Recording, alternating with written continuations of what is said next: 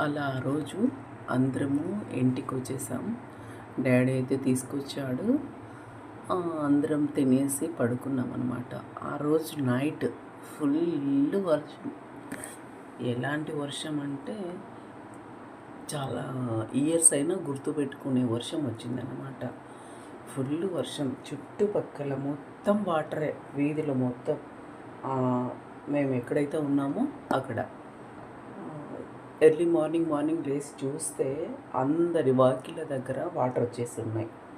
ఒక చిన్న చెరువు లాంటిది అనుకోండి, అలా ఉంది పరిస్థితి మా చుట్టుపక్కల మేము ఉండే ప్లేసు. అప్పుడు అందరూ ఆనందంతో హ్యాపీగా గంతులేస్తూ ఆ వాటర్లో అలా ఎంజాయ్ చేస్తూ ఆ వాటర్లో మూవ్ అయ్యారు. మూవ్ అయ్యి అందరూ ఈత కొట్టడానికి ట్రై చేస్తూ ఉన్నారు. నేను, నాన్న, అమ్మ అందరం వాటర్లో దిగేసాం.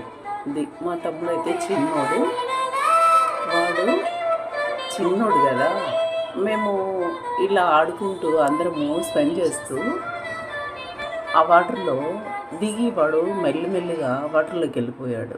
అప్పుడు వాటర్లో మొత్తం మునిగిపోయి జస్ట్ వాడి జుట్టు ఉంటుంది కదా, ఆ జుట్టు మాత్రం అలా టెంకాయ పీచులాగా అలా అలా నీళ్ళలో ఊగుతూ ఉంది. నేనైతే ఏంటిది, వాటర్ అంత నీట్గా ఉంది కదా, ఏంటిది అనేసి అలా పట్టుకుంటే మా తమ్ముడు, చూడండి డాడీ ఇలా వచ్చేసాడు వీడు వాటర్లోకి అంటే, అప్పుడు తీసుకొచ్చేసి బయట కూర్చోబెట్టి అమ్మ వాడు బయట ఉన్నారు మా తమ్ముడు. అలా ఆ రోజు అయిపోయింది. తర్వాత అందరూ ఆనందాలతో గంతులు వేస్తూ ఉన్నారు, వాటర్లో ఫుల్ ఎంజాయ్ చేస్తూ ఉన్నారు, పిల్లలు పెద్దలు అందరూ, ప్రతి ఒక్కరు. డాడీ వాళ్ళ ఫ్రెండ్ ఉండేవాడు అటు సైడ్ ఒక ఆయన డాడీ వాళ్ళ సైజు ఉంటారు కదా, వాళ్ళందరూ మొత్తం ఫుల్ హ్యాపీగా ఎంజాయ్ చేస్తూ ఉన్నారు వాటర్లో. తర్వాత మేము కూడా అలాగే పిల్లలంతా ఫుల్ ఎంజాయ్ అలా జరిగింది.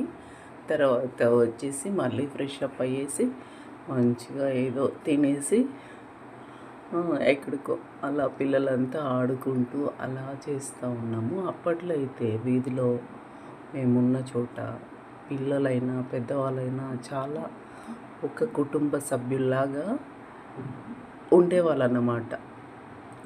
అంత ప్రేమ, అంత అభిమానం. ఇప్పుడైతే